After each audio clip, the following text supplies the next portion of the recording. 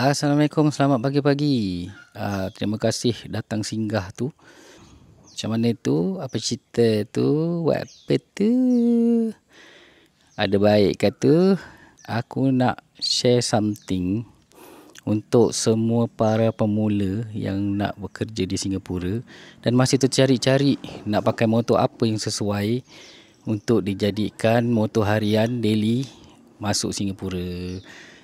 Ini aku nak sharekan apa yang aku pakai lah sebagai perkongsian untuk kita bersama. Mungkin penerangan ni dapat membantu sedikit sebanyak untuk korang buat pemilihan lah. Okey, aku gunakan Yamaha MT-15 untuk kegunaan aku harian. Aku ride agak jauh lah. Jadi aku rasa Yamaha MT-15 ni adalah yang sesuai bagi aku lah. Sebelum ni aku ada pakai juga banyak motor macam LC, Yamaha LC. Diorang cakap LC tahan kan. Lepas tu aku pakai NVX skuter, segmen skuter. Lepas tu aku ada pakai Yamaha R15 segmen sport bike. Yang ini segmen naked lah. Bagi aku antara segmen-segmen yang aku dah pakai tu, ini yang paling sesuai dengan aku lah, bertepatan dengan keperluan aku lah. Jadi kat sini aku nak share perkara-perkara penting yang korang perlu ambil kira sebelum kau buat pemilihan motor apa yang sesuai untuk korang pakai untuk pergi kerja, daily ride Singapore, JB. Sebenarnya ini bergantung kepada kesesuaian korang juga sendiri. Misal kata kalau korang dari Johor Bahru, memang tinggal dekat bandar Johor Bahru, nak ke tempat kerja tu berapa kilometer? Contohnya tak berapa jauh lah. Dengan sekalian isi atau 2 kali isi tangki motor tu dah boleh sampai. Then okey lah untuk kau pilih motor-motor moped macam Yamaha LC apa semua tu kan. Tapi bagi yang long distance agak jauh, motor yang mempunyai kapasiti tangki macam ni lah, sekurang-kurangnya ada 10 liter isian sekali penuh, sesuai. Macam aku ride satu hari 200 km lebih. So aku isi sekali je.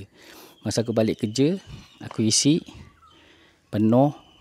Lepas tu esok pagi pergi ride dan balik tu baru isi lagi. Itu pun masih ada balance lagi lah. Yang keduanya, korang mesti juga ambil kira kos maintenance kenderaan tersebut.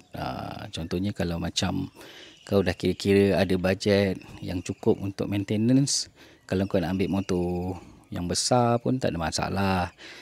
Kalau kau nak ambil motor yang kos maintenance yang rendah pun lebih baik. Jadi duit yang kita kumpul tu boleh digunakan untuk perkara lain kan. Macam aku ni sebulan 2 kali aku buat servis, tukar minyak hitam dengan filter. Tahun 2 kali aku tukar tayar dan set rantai dan sproket depan belakang. Setahun 2 kali tau aku tukar. Untuk pemanduan yang jarak dekat, aku rasa setahun sekali cukup kot. Tengoklah korang guna macam mana kan. Aku dapat banyak juga soalan lah. Orang tanya, orang DM aku, orang tanya, "Bang, kalau motor saya exhaust bikin boleh masuk ke?" Kalau kau tengok aku pakai ni sekarang standard je. Senang cakap, motor aku semua standard. Tak ada bikin apa-apa lah. Ni untuk melancarkan pergerakan harian. Aku tak nak ada masalah di tengah jalan. Lebih baik menggunakan semuanya standard lah kalau nak kerja kat Singapura. Motor bikin-bikin ni kau beli motor lain lah untuk korang buat. Tapi untuk kerja biar semua standard. Pasal apa? Diorang ni rajin juga kadang buat roadblock.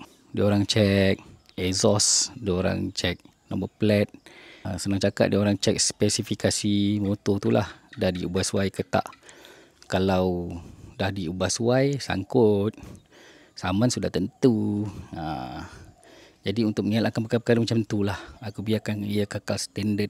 Macam aku sendiri, handlebar aku ni aku dah pasang handlebar riser untuk pemanduan jarak jauh. Lebih selesa lah. Dia punya pemegangan handle tu agak tinggi sedikit, jadi tangan kau tak berapa lenguh.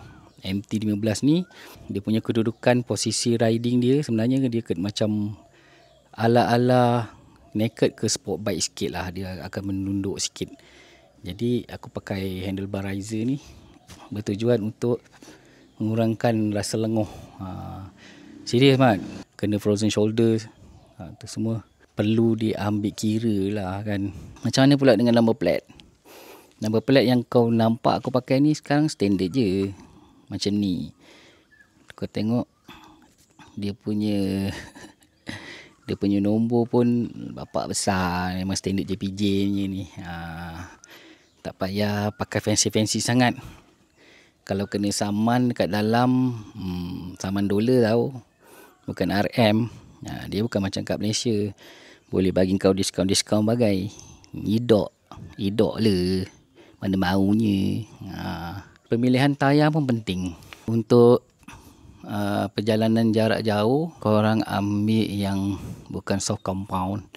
Ambil yang medium lah. Ataupun hard compound pun boleh juga. Orang cakap jalan kat Singapura tu lain sikit daripada Malaysia kan. Tapi memang betul pun. Dia punya line putih dia tu tebal tau. Kalau kau pakai tayar kau tak cukup bunga, kau terlanggar line putih dia tu, boleh tergelebak jatuh juga tu. Jadi pemilihan tayar pun sangat penting. Jenis tayar pun penting juga. Macam aku dah pakai banyak tayar jugalah. Tapi aku rasa yang terbaik bagi aku pakai Timsan. Tayar Timsan yang terbaik bagi aku lah setakat ni. Ini memang mahal, harga dia keras sikit, tapi baloi lebih kilometer daripada jenama yang lain lah. Ini pengalaman aku sendirilah. Aku tak bias sangat, tapi ni kenyataannya, pendapat peribadi. Macam itulah. Perkara yang korang kena ambil tahu, penjagaan rantai dan sproket. Selalu nak kena loopkan lantai tu, bersihkan.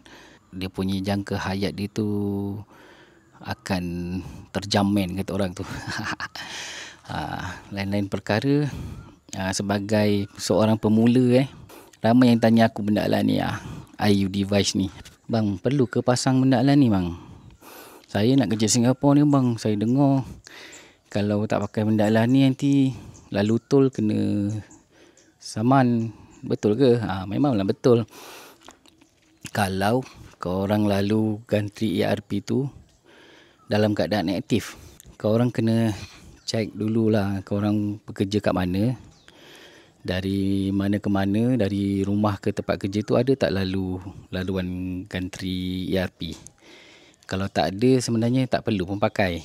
Kalau korang kerja freelance, kena banyak bergerak kesana kesini dan akan melalui ganti-ganti ERP tu, aku suggestkan korang pakai. Dia, kegunaan dia ni sebenarnya untuk gantri ERP tol tu dengan parking je, lain-lain tak ada. Tu je kegunaan dia. Kalau korang nak pakai, harga dia lebih kurang 100 sehingga $180 lah siap bracket.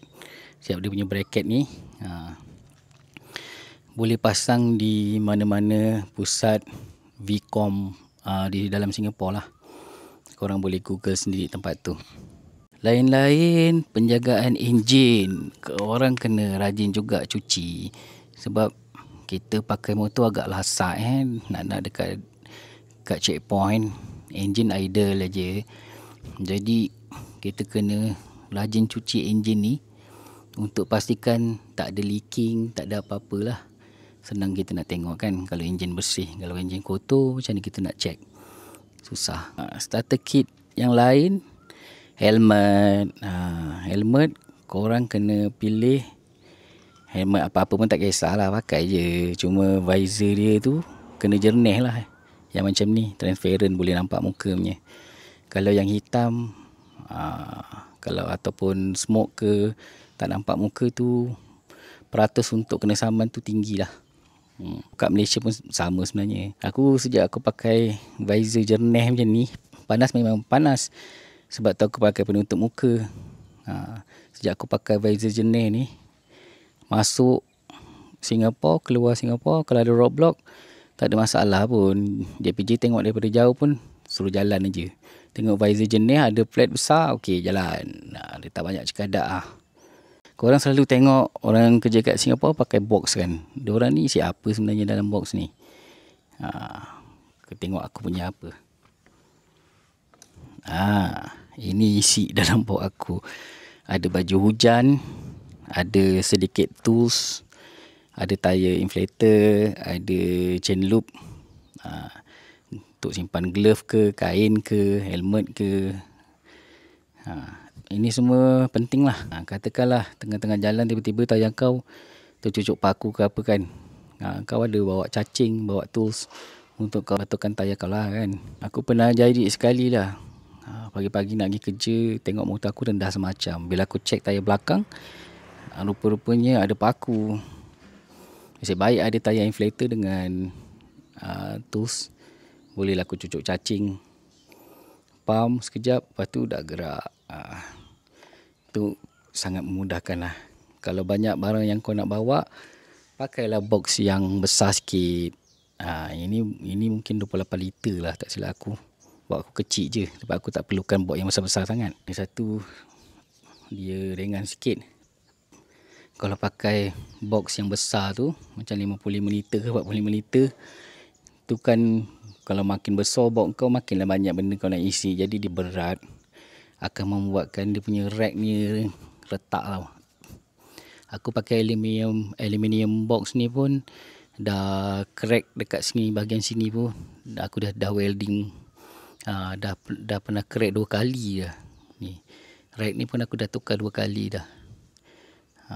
Ikut pemanduan korang juga. Sebab dekat checkpoint tu pun banyak bumper, boleh tahan punya bumper dia. Goyang-goyang, gegar-gegar, dia patah.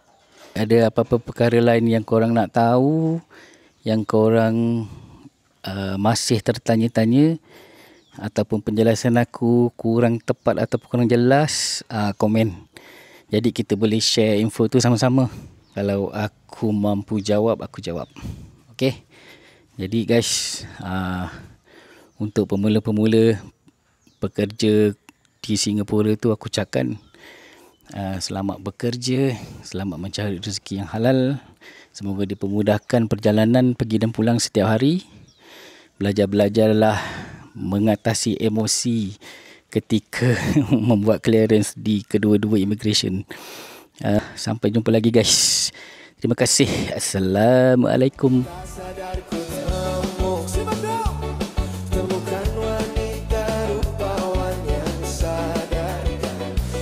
Seorang tiada lain, tiada bukan, hanya dia.